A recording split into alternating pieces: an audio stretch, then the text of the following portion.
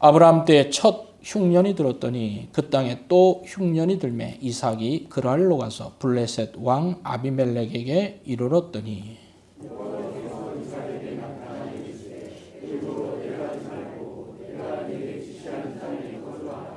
이 땅에 거류하면 내가 너와 함께 있어 내게 복을 주고 내가 이 모든 땅을 너와 내 자손에게 주리라. 내가 내 아버지 아브라함에게 맹세한 것을 이루어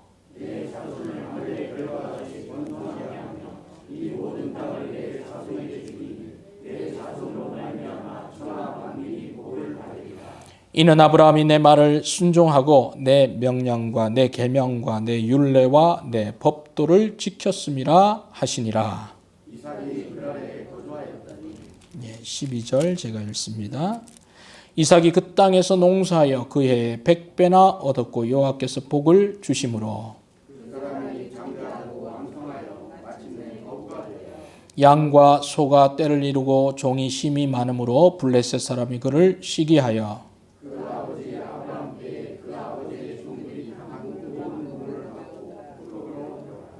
아비멜렉이 이삭에게 이르되 내가 우리보다 크게 강성한즉 우리를 떠나라.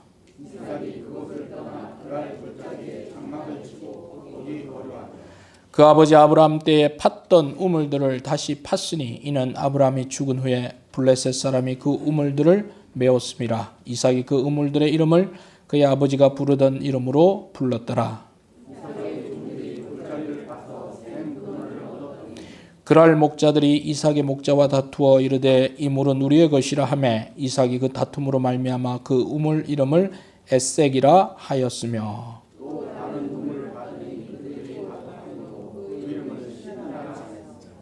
이삭이 거기서 옮겨 다른 우물을 팠더니 그들이 다투지 아니하였으므로 그 이름을 르호봇이라 하여 이르되 이제는 여호와께서 우리를 위하여 넓게 하셨으니 이 땅에서 우리가 번성하리로다 하였더라.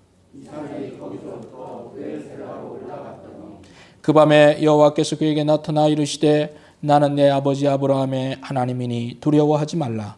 내 종 아브라함을 위하여 내가 너와 함께 있어 내게 복을 주어 내 자손이 번성하게 하리라 하신지라. 이삭이 그곳에 제단을 쌓고 여호와의 이름을 부르며 거기 장막을 쳤더니 이삭의 종들이 거기서도 우물을 팠더라. 아멘. 네, 자리에 앉으시겠습니다.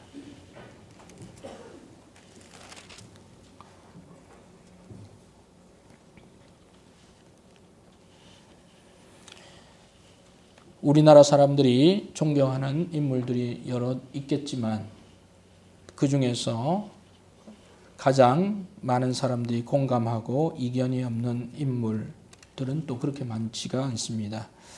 제가 생각해 볼 때 많은 분들이 이순신 장군을 가장 존경하는 인물 중에 한 사람으로 생각하는 국민들이 많을 것 같습니다. 저 역시 그렇습니다.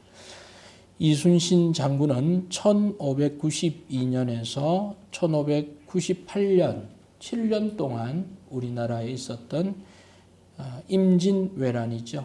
일본이 우리나라를 침략한 그 임진왜란. 물론 중국을 싸우기 위해서 우리나라에 길을 열어달라고 했던 명분이지만 그것은 명분이고 우리나라 그리고 중국에까지 영향을 미쳤던 그 7년간의 임진왜란 동안 삼도 수군 통제사로서 일본을 맞서서 싸웠습니다. 이순신 장군은 23번의 해전에서 몇 번이나 승리를 했을까요? 23번의 해전에서 23번을 승리했습니다. 한 번도 진 적이 없습니다. 그리고 그 중에 14번의 전투에서 일본 선박은 한 척도 살아남지 못하는 그런 완전한 승리는 14번이 있었다고 합니다. 정말 해전사에서 길이 남는 그런 명 장군이었고 또 제독이었고 또 무인이었습니다. 이순신 장군의 마지막 전투는 1598년 12월 남해 노량해전에서 있었는데 그곳에서 그는 총탄을 맞고 전사하게 됩니다. 그러나 그곳에서 비록 이순신 장군은 전사했지만 거기서 혁혁한 공을 세우고 많은 배를 파괴하고 그 전쟁은 승리로 종결이 되고 7년 동안 이어졌던 임진왜란이 그 마지막 해전 노량해전을 끝으로 종결이 되게 됩니다. 참 난세의 나라를 구한 영웅 이순신 장군이라고 말할 수 있습니다. 이순신 장군의 시호는 충무라고 되어 있습니다. 그래서 충무공이라고 하고 또 그의 기념하는 그 사당은 아산 현충사에 모셔져 있습니다.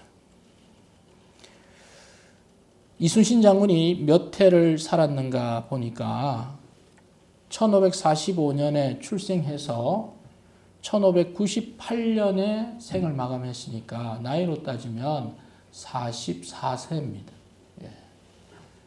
그러니까 40대 중반에 그의 삶이 끝이 났고 또 7년 동안 그 인생의 최고의 전성기를 구가했던 것 같습니다.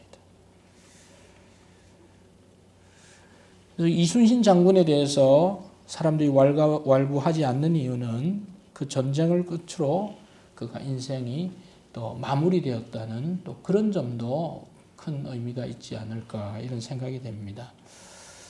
하여튼 이 임진왜란이라고 하는 이 7년간의 이 전쟁이 없었다면 이순신 장군의 그 기계와 지략과 용기와 또 모든 경험을 쏟을 만한 또 그런 현장이 없지 않았을까 이런 생각도 해봅니다.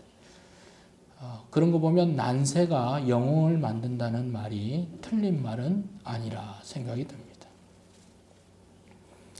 사람들은 시대가 어려울수록 또 힘들수록 한탄하고 때로는 원망하고 불만족할 때가 쉽지만 오히려 이때가 자신의 진가를 드러낼 좋은 시기임에도 분명한 것 같습니다. 어려울수록 주님을 신뢰하는 우리 성도님들 되기를 바랍니다. 어려울수록 어두울수록 빛이 더욱더 밝고 또한 자신의 진가가 드러나듯이 어려움 가운데 참된 신앙으로 빛을 내는 그런 우리들이 되기를 바랍니다.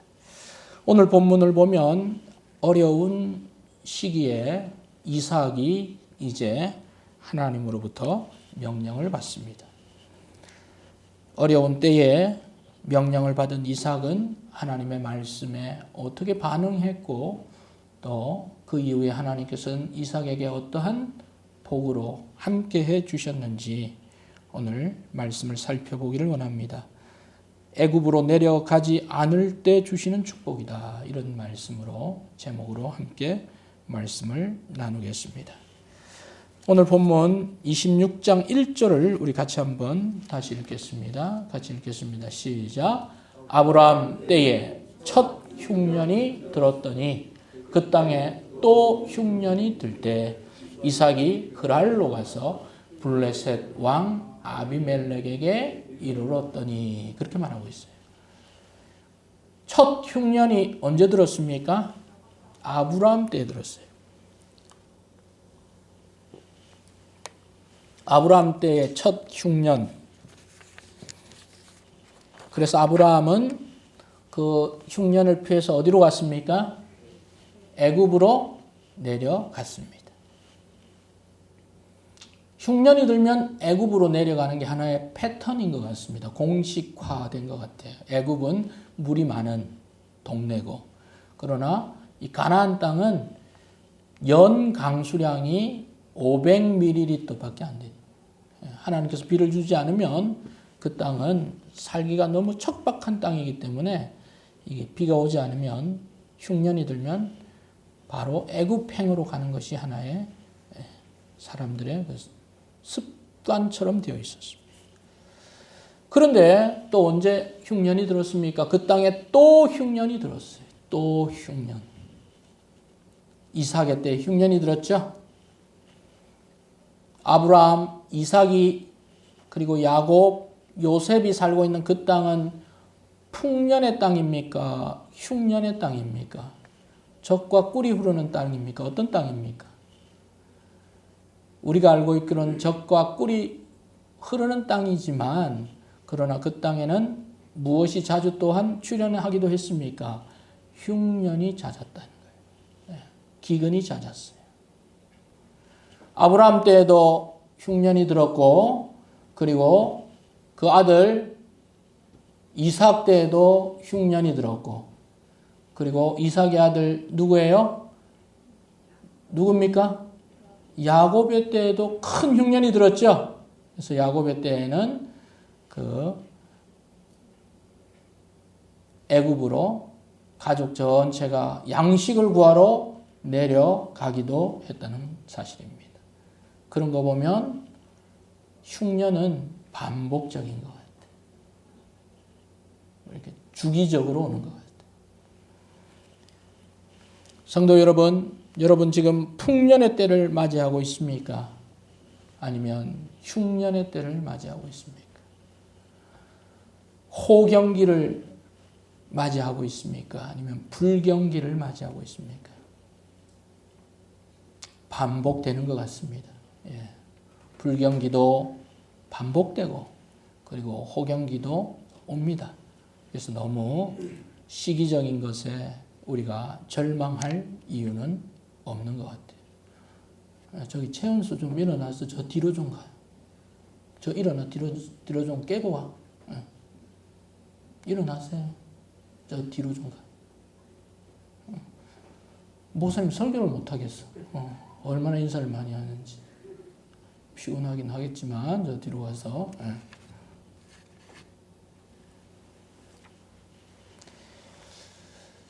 자, 여러분 흉년이 옵니다.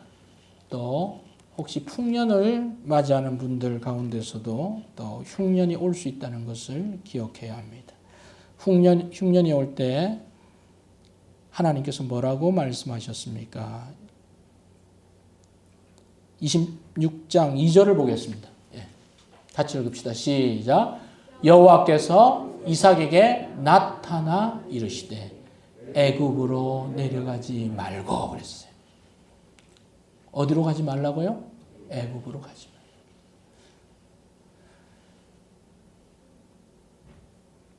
26장 1절에 보면 이삭이 흉년이 드니까 딱 드는 생각이 어디로 가요? 그랄로 갔어요. 그랄은 바로 그 남쪽 그 유대 지역에서 조금 더 밑에 있는 그 지중해 연안의 블레셋 도시 중에 한 군데입니다. 그 말은 곧 뭡니까? 애굽행으로 가기 위한 절차를 밟고 있었다는 거예요. 여차하면 애굽으로 가려고 그랄로 가 있었어요. 안 되겠구나. 흉년이네. 그랄로 가서 애굽으로 갔죠. 그러면 여기서 애굽으로 가지 말라고 한 것은 애굽의 의미는 무엇입니까? 애굽은 그냥 이집트를 말하는 그런 지명을 말하는 것이 아니죠. 애굽의 의미는 무엇입니까? 바로 이스라엘 백성들이 애굽행을 한다. 이 말은 약속의 땅을 떠난다는 거예요. 하나님의 언약을 벗어나겠다는 거예요. 다시 말하면 믿음 생활에서 다시 옛날로 돌아가는 것입니다. 불신앙으로 돌아가는 거예요. 신앙의 철회를 말하는 것입니다. 믿음 생활의 포기를 말하는 것입니다. 성장의 중단을 의미합니다. 신앙의 굴복을 말하는 거죠. 세상으로의 복귀를 말하는 것이 애굽입니다. 흉년이 올 때마다, 어려울 때마다 사람들은 점점 과거로 돌아가려고 하는 그런 습관을 가지고 있습니다. 그래서 하나님께서는 그러한 이삭을 알고 그 아래에서 행동을 준비할 때 하나님께서 뭐라고 말씀하셨습니까? 애굽으로 내려가지 말고 내가 내게 지시하는 땅에 거하라. 그렇게 말하고 있어요. 애굽행을 막으시는 하나님을 볼 수가 있습니다. 그러면서 하나님께서 뭐라고 약속해 주셨습니까? 3절입니다. 이 땅에 거류하면 내가 너와 함께 있어. 그랬습니다. 그러면 애굽행으로 가면은 하나님께서 어떻게 하시겠다는 거예요? 거기서도 너와 함께 있겠다고 말씀하시지 않으셨습니다. 여기 있을 때, 네가 믿음 생활을 할 때, 고난 가운데 그것을 감내할 때 어떻게 하시는 거예요? 너와 함께 있겠다. 그러니까 애굽행을 생각하지 말라고 말씀하셨어요. 내가 너와 함께 있어 내게 복을 주고 그랬어요. 여러분, 우리가 복을 받을 때는 언제입니까? 하나님이 우리와 함께 있을 때인 줄로 믿으시길 바랍니다. 하나님이 우리와 함께 있다. 이것은 바로 축복입니다. 뭔가 어떤 결과를 만들어내지 않아도 하나님이 나와 함께 있다. 이거 자체가 우리에게는 무엇입니까? 복이라는 거예요. 가장 강력한 약속이에요. 가장 강력한 하나님의 보호하심입니다. 창세기 39장에 보면 요셉이 그의 형제들로 인해서 노예로 팔렸다가 결국에는 그 보디발의 집에 갔다가 누명을 쓰고 감옥에 들어갔죠. 그런데 성경은 뭐라고 말합니까? 요셉의 주인이 그를 잡아 옥에 가두니 그 옥은 왕의 죄수를 가두는 곳이었더라. 요셉이 옥에 갇혔으나 여호와께서 요셉과 함께 하시고 그랬어요. 옥에 갇혔으나 하나님께서 누구와 함께 하시고요? 그와 함께 하셨어요. 감옥 속에서도 하나님과 함께 하시면 놀라운 일이 일어나는 줄로 믿습니다. 아멘? 그에게 인자를 더하사 간수장, 감옥 간수장에게 은혜를 받게 하셨다고 했어요. 어디를 가든지 하나님이 함께 하시면 우리는 승리하는 사람들이 됩니다. 창세기 39장 23절에 보면 간수장은 그의 손에 맡긴 것을 무엇이든지 살펴보지 아니하였으니 이는 여호와께서 요셉과 함께 하심이라. 여호와께서 그를 범사에 형통하게 하셨더라 그랬습니다. 하나님이 여러분들과 함께 하심으로 여러분이 형통케 되는 은혜가 있기를 바랍니다. 하나님이 함께 하실 때 넘어감의 은혜가 있습니다. 형통함의 은혜가 있습니다. 그래서 3절에 내가 너와 함께 있어. 이 말은요. 애굽으로 내려가지 않고 이 자리를 지킬 때 하나님께서 주시는 약속이기도 하신 것입니다. 그리고 복을 주시겠다고 말씀하셨죠. 어떤 복입니까? 땅을 주시겠다. 땅. 그리고 후손을 주겠다. 자손을 번성케 하겠다. 4절에 보면 내 자손을 하늘의 별과 같이 번성하게 하겠다. 땅을 주고요. 또 후손을 주고요. 그리고 또 뭡니까? 그 자손이 잘 되게 하는 또 은혜를 주죠. 자손으로 말미암아 천하 만민이 복을 받는. 땅, 후손, 또 후손의 잘됨. 이 얼마나 큰 복입니까? 그 복을 이삭에게 하나님 약속을 하셨어요. 자, 그러면 이삭은 어떻게 해야 됩니까? 흉년인데, 그리고 기록될 만큼 흉년이면 큰 불경기, 너무 큰 어려움이, 기근이죠. 애굽으로 갈까? 아니면 약속을 믿고 견뎌야 할까를 그는 선택해야 되죠. 이삭이 어떻게 했을까요? 하나님께서 못 믿어왔는지 5절에 이렇게 말씀하십니다. 내 아버지 아브라함이 내 말을 순종하고 내 명령과 내 계명과 내 율례와 내 법도를 지켰다. 너 어떻게 할래? 이 말이죠. 너희 아버지는 지켰는데. 그랬더니 이삭이 어떻게 합니까? 6절 같이 읽읍시다. 시작. 이삭이 그랄에 거주하였더니. 이 말씀 참 중요한 말씀이죠. 그냥 그랄에 거주하는 게 아니라 여기서 6절의 의미는 어떤 의미예요? 하나님이 주신 그 약속대로 내가 이 흉년에도 불구하고 하나님이 주신 그 약속을 믿고 내가 애굽으로 가지 않겠습니다라고 하는 의지의 표현이죠. 의지의 표현이에요. 여러분, 때로는 우리가 하나님 말씀을 들으면 우리를 위로하고 격려해 주는 말씀도 있습니다만 때로는 우리가 결단해야 될 말씀도 있습니다. 다짐해야 될 말씀이 있습니다. 어떻게 보면 오늘 이삭에게 주는 말씀은 다짐하는 그런 말씀이죠. 하나님 말씀에 순종하기 위해서는 때로는 흉년을 각오해야 될 때가 있어요. 풍년만을 맞이하겠다. 그건 아니죠. 그건 너무 이기적이에요. 우리 신앙생활 하는데 좋은 날만 반복이 되면 너무 좋지만 어떻게 그럴 수가 있어요? 좋은 날이 있으면 좋지 않은 날이 있고 해가 뜨는 날이 있으면 비가 오는 날도 있고 오르막이 있으면 내리막이 있고 좋은 날은 별로 뭐 큰 문제가 없어요. 그러나 그렇지 않은 날을 우리는 주의해야 할 줄로 믿습니다. 그때 내가 누구인가? 내가 어떤 신앙인인가? 진가가 그때 드러나는 것입니다.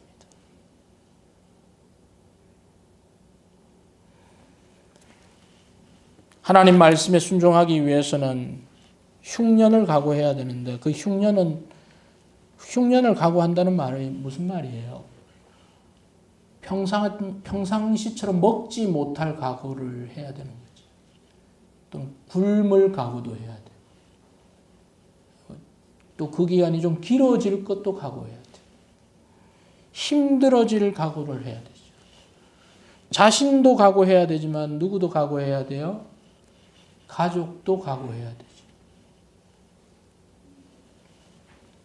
그래서 요즘 사람들이 가족까지 고생시키는 일을 잘 안 하려고 그러죠.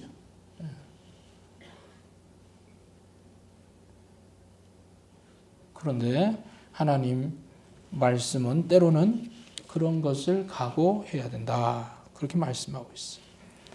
그래서 6절에 이삭이 그랄에 거주했다는 이 말은 자신뿐 아니라 자신의 아내 리브가와 자신의 식솔 그리고 양들, 소떼, 종들까지도 정말 이 감내하겠다고 하는 의지의 표현.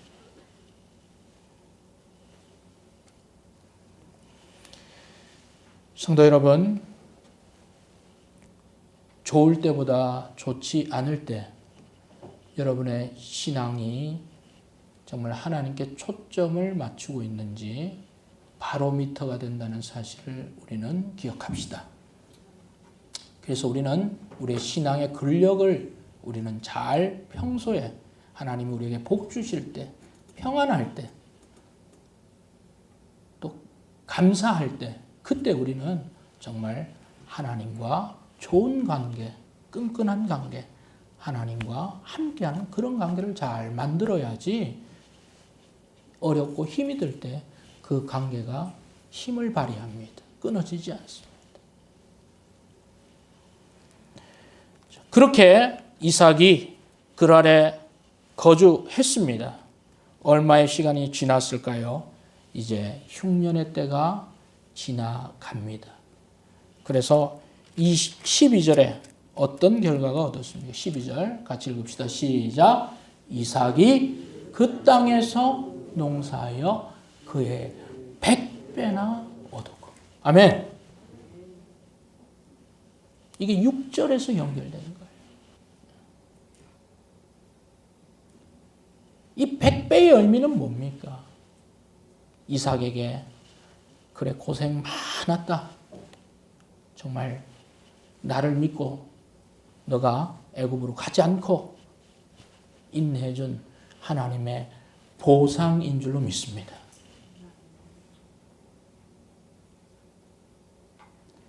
하나님은 통이 큰 분이에요. 10배만 줘도 감사한데 몇 배를 줘요? 100배. 여기 100배는요, 사람이 낼 수 없는 수를 말합니다. 열심히 수고해서 얻을 수 있는 그 수가 아니라 하늘에서 정말 하나님께서 주지 않으면 감당할 수 없는 그 수가 100배의 열매를 주어요. 이런 은혜, 이런 축복 받기 원하시는 분 아멘 하시기 바랍니다. 아멘. 사람이 줄 수 없는 일이죠.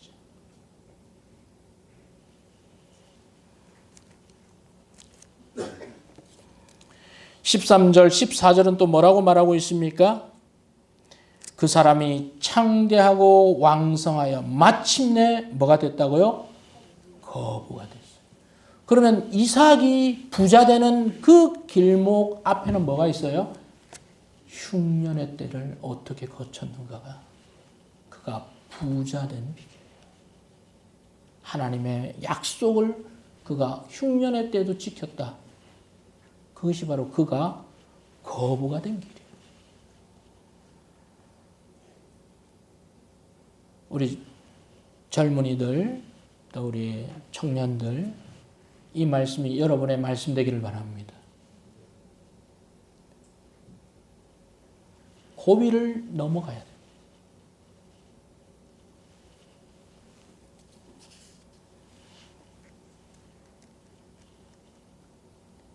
(14절에) 보면 양과 소가 떼를 이루고 종이 심이 많으므로, 이삭이 결정적인 이 그냥 평범한 사람에서 만든 거부가 되는 길은 바로 이 하나님의 말씀을 그대로 힘들지만 붙잡고 있었다는 그 일, 그것을 통해서 그가 비약적인 눈부신 성장을 이루게 되는 거예요. 좋은 것이 오면 또 좋지 않은 것도 오지요. 보니까 블레셋 사람이 시기했다 그랬습니다. 저놈 어떻게 저렇게 잘 살지? 남들은 다 불경기인데 무슨 100배나 열매를 받고 무슨 갑자기 저렇게 잘 되는 이유가 뭐야? 사람들은 이제 그때 그 사람을 또 시기하고 시험합니다. 그래서 아버지가 팠던 그 우물, 그 우물에 그냥 뭐예요? 흙을 덮어서 완전히 사람을 괴롭히죠. 우물은 정말 생명수 아닙니까? 어떻게 보면 이삭이 했던 그 비즈니스의 그 근원이 뭐예요? 우물이죠. 양떼와 소떼는 그 물을 먹는 거예요. 어떻게 보면 자동차가 석유가 있어야지 가는 것처럼 그 사업의 그 기반이 우물인데 그걸 메꿔버렸다는 건 사람을 죽여버리겠다는 얘기죠. 그런데 이삭이 어떻게 합니까? 이삭은 다른 곳에 가서 또 우물을 팝니다. 그래서 에색이라고 하는 우물을 했습니다. 그런데 그곳에 가 또 21절에 보니까 또 그곳에도 달라붙어요. 남 잘 되는 것을 보기 원치 않는 그 블레셋 사람들, 또 오늘날에 그런 사람들이 있잖아요. 계속 또 그 우물을 다툽니다. 자기 소유권으로 삼기를 원했어요. 또 신나라 그랬죠. 22절 같이 한번 읽어봅시다. 자, 시작. 이삭이 거기서 옮겨 다른 우물을 봤더니 그들이 다투지 아니하였으므로 그 이름을 르호봇이라 하여 이르되 이제는 여호와께서 우리를 위하여 넓게 하였으니 이 땅에서 우리가 번성하리로다. 마지막으로 르호봇이라고 하는 이름을 불렀어요. 왜? 다투고 싶지 않았습니다. 다투지 않아도 하나님께서 복을 주실 줄 알았기 때문에. 그리고 그곳에서 이제 부엘세바로 갑니다. 부엘세바는 바로 그 아버지 아브라함이 팠던 그 우물을 다시 또 언약의 우물이라는 그 우물을 다시 이삭이 파지요. 그런데 그곳에서도 25절에 보니까 뭐라고 말하고 있습니까? 이삭의 종들이 거기서도 뭘 팠더라? 우물을 팠다. 하는 데마다 하나님께서 뭐예요? 복을 주시고 우물을 주시고 사업을 영위하게 하시고 또한 그것으로 계속 창대하게 하시는 그 축복이 끊어지지 않았다는 것을 봅니다. 성도 여러분, 흉년은 성도들이 당하는 어려움이라고 말할 수 있습니다. 때로는 질병이라고, 때로는 사고라고 말할 수도 있고, 때로는 경제적인 공공함이라고 말할 수도 있어요. 많은 사람들이 이런 어려움을 당하면 어떻게 합니까? 주님, 어떻게 해야 합니까? 라고 묻지를 않고 자꾸 애굽으로 가고 싶은 그런 마음들을 가지. 믿음의 생활에서 멈추려고 하고 포기하려고 하고 어떤 다른 길이 없나 자꾸 기웃거리기도 하죠. 그러나 그것은 바른 방법이 아닙니다. 하나님은 하나님이 말씀하시는 곳에 머무르라 그렇게 말합니다. 하나님이 말씀하시는 곳이 어떤 자리입니까? 믿음의 자리죠.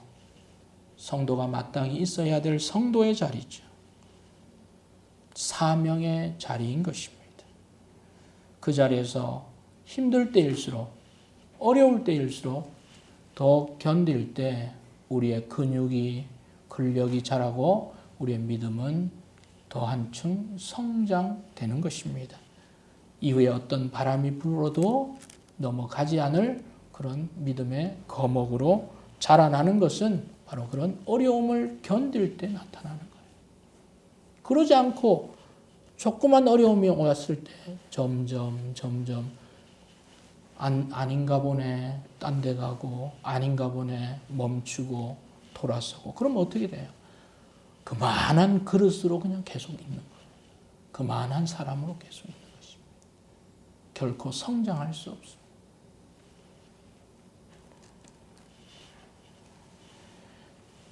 흉년이 올 때 우리가 조심해야 될 것은 마침을 조심해야 됩니다. 한번 따라합시다. 마침을 조심해야 한다. 마침이 뭐예요? 요나가 하나님께서 니느웨로 가라고 그랬는데 니느웨로 가기 싫은 거예요. 그래서 저기 욥바로 가서 그래도 욥바로 가서 배는 타야 되겠고 갔는데 보니까 마침 어디로 가는 배가 와요? 다시스로. 오, 좋아. 속으로 또 이렇게 얘기했을 수도 있어요. 하나님의 뜻이야. 하나님의 뜻이 아니고 누구의 뜻이에요? 자기의 뜻이죠. 자기 합리화의 뜻이죠. 그래서 죽을 똥을 싸지 않습니까? 훈련을 시키시죠. 신앙이 약해지고 어려움이 오면 우리는 무언가 하나님이 주신 일, 주신 역할 그거 말고 자꾸 자신이 합리적으로 숨을 그 무언가를 찾습니다. 어떤 바위를 찾기도 하고 일거리를 찾기도 하고 거리를 찾습니다. 그런데 그것은요 애굽에 내려가는 것과 다르지 않습니다. 다 압니다. 그것은 애굽입니다. 그렇게 해서는 믿음의 성장이 일어나지 않습니다. 어찌됐든 부딪혀야 합니다. 그 안에서 해결을 봐야 합니다. 주님, 어려움을 이기게 힘을 주시든지 지나가게 하시든지. 아멘. 그래서 우리의 믿음을 그 안에서 성장시켜야 합니다. 때로는 흉년이 좀 길 수도 있습니다. 그러나 각오해야죠. 그것을 인내하는 성도라고 말하지 않습니까? 내 형제들아, 너희가 여러 가지 시험을 만나거든 온전히 기쁘게 여기라. 이는 너희 믿음의 시련이 인내를 만들어내는 줄 알미라. 인내를 온전히 이루라. 이는 너희를 온전하고 구비하여 조금도 부족함이 없게 하려 함이라. 너희 중에 누구든지 지혜가 부족하거든 후히 주시고 꾸짖지 아니하시는 하나님께 구하라. 그리하면 주시리라. 믿음으로 구하고 조금도 의심하지 말라. 의심하는 자는 바람에 밀려 요동하는 바다 물결 같으니 이런 사람은 죽게 얻기를 생각하지 말라. 두 마음을 품어 정함이 없는 자라 말하고 있습니다. 성도 여러분, 잘 될 때가 아니라 오히려 잘 되지 않을 때 더욱 주님의 음성을 귀 기울이는 우리들 되기를 바랍니다. 잘 되지 않을 때 오히려 하나님의 뜻을 구해야 합니다. 잘 되지 않을 때 하나님의 말씀에 민감해야 합니다. 그리고 순종해야 합니다. 그리고 그때가 지나면 하나님께서 약속하신 우리가 가늠할 수 없는 놀라운 축복이 내려오는 줄로 믿습니다. 어려울수록 말씀에 순종하는 믿음으로 한 번도 여러분 인생에 경험하지 못했던 그런 100배의 축복이 임하는 그런 간증이 우리 성도들 가운데, 우리 가운데 있기를 소망합니다. 기도하겠습니다.